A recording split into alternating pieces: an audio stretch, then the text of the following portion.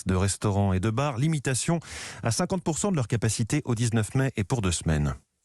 Et justement, cette réouverture des terrasses approche et les producteurs de bière se préparent. On sait que les ventes en bouteilles en supermarché ont progressé pendant les périodes de confinement, mais sans compenser évidemment la vente en fût pour les bars et restaurants. Effervescence du côté de la brasserie Heineken de Schiltigheim, du côté de Strasbourg. Arthur Mbaché. Rien que dans ce camion en cours de chargement, 800 fûts de bière. De quoi remplir à partir de mercredi prochain 100 000 demi à la pression. Vous voyez, on charge 24 palettes complètes chez un grossiste qui va le distribuer auprès des bars, des terrasses, des hôtels, etc.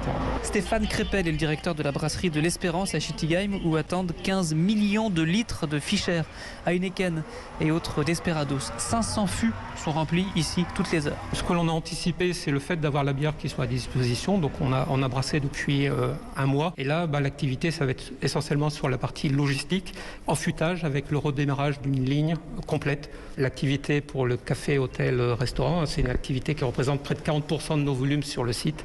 Et donc c'est éminemment important pour nous. Important pour le leader Heineken, important aussi pour ses principaux concurrents, eux aussi implantés en Alsace. La brasserie Carlsberg qui fabrique la Kronenbourg et la 1664 et la brasserie indépendante Météor, très dépendante des cafés et des restaurants. Strasbourg, Arthur Elbaché, Europe 1.